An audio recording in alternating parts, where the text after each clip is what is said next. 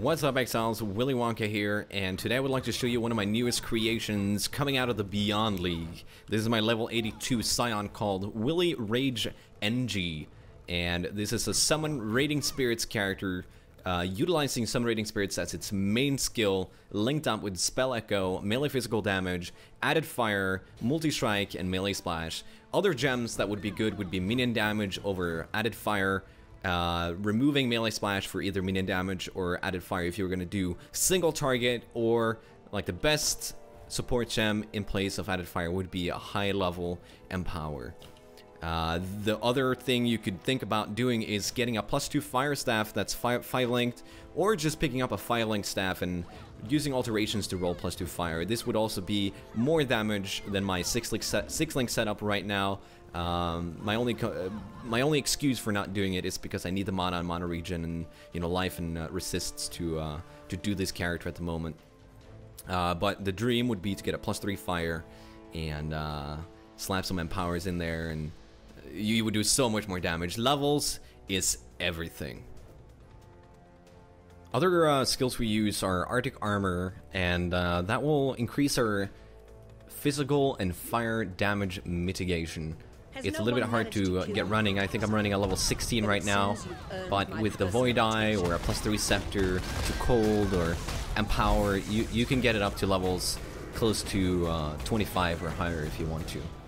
And it's definitely worth it, trust me.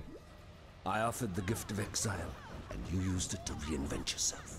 I couldn't wish for a more potent instrument. Other skills we use are, for cursing, we have Vulnerability. I use Vulnerability because I've been lazy to change it out, and it works. The Raiding Spirits deal half physical damage, half fire damage, and it will increase my damage, so that's just what I've been using. But if I had a quality LA weakness, that would be much better if your party's running auras. And I mean, you got hatred and you've got added fire, so that's some LA damage there. But yeah, I would recommend using LA weakness, vulnerability, or LA weakness and flammability maybe. We also use Flesh Offering. Flesh Offering will increase attack speed of your minions by a crazy amount. I think mine is at like 34 or 39 right now. So that's a huge bonus to 20 of your minions once you reach full capacity. I'm currently at 20 at least. You can get much higher. I think I hit 30 Raiding Spirits with Haste and Vala Haste. So that's only 20 away from getting the cap.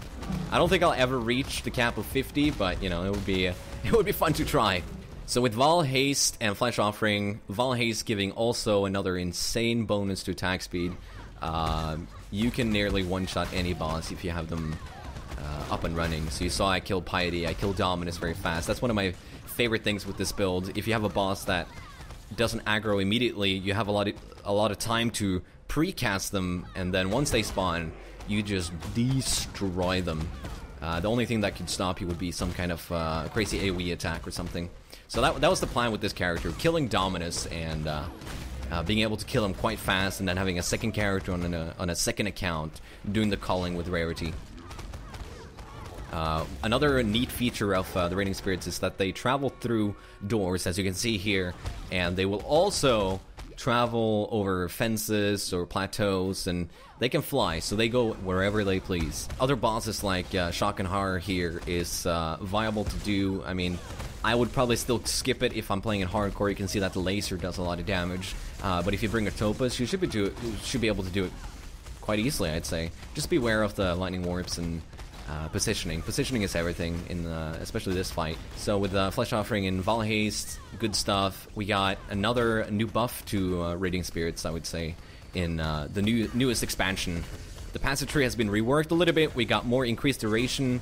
The buff duration nodes at the right next to Resolute Technique have been changed to just skill duration, and we still have the skill duration right next to the Scion or the Scion Life Wheel. So I believe they're 25, 10, and 10, giving you 45% increased duration on both. Your Raiding Spirits will last close to 7 seconds, where it used to be 5 seconds, I believe. This will also affect your Val Haste. So even with a 20% damage reduction of Raiding Spirits, I'd say they're maybe stronger or at the same level as they used to be.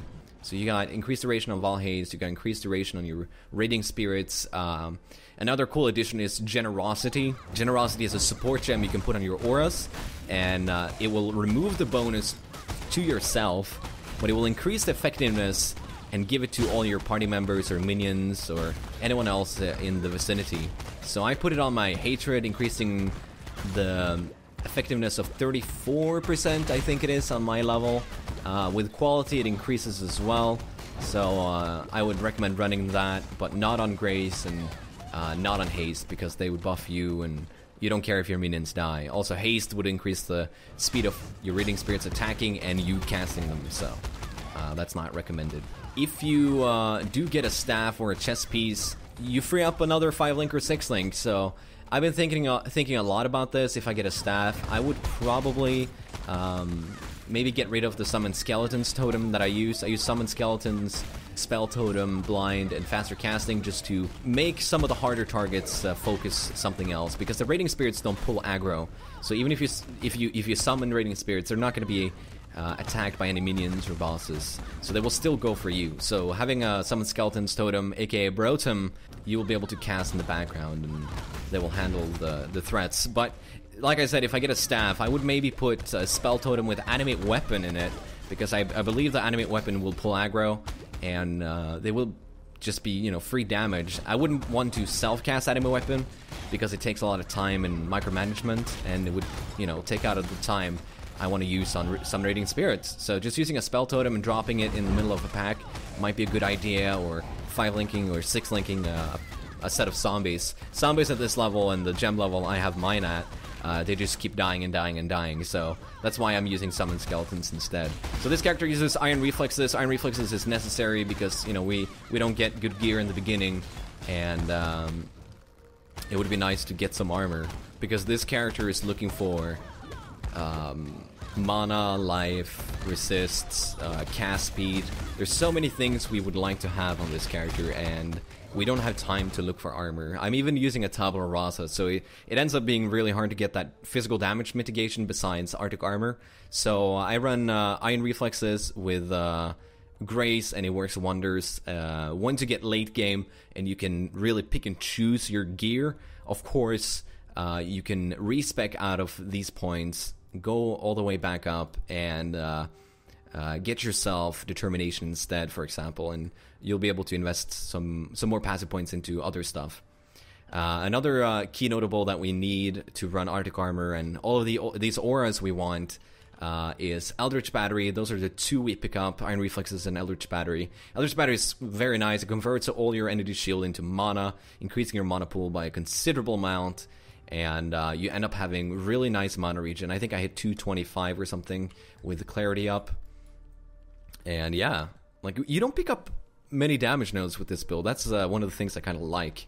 Once you get endgame and you start using your Raiding Spirits, it's all cast speed, reduced mana reservation, you know, life, mana regen, and the only damage nodes I really have are the minion damage nodes next to the sign here, because they're good nodes. They don't have any mumbo jumbo there that we don't need or we have to go through. We just pick them up, get some attack speed, and get like 35% damage. Other things to mention about the tree, not really, but I'll link it in the description and you guys can check it out. So I want to thank you guys so very much for tuning into my video and supporting me on YouTube and on Twitch TV. This is my personal build of the Raiding Spirits. There are many other players who've made builds similar to mine, and I'm going to link to 2 of them in the description. So if you guys want to see someone else's view on Raiding Spirits, I'm going to link 2 players, Matrix Factor and MattC3303.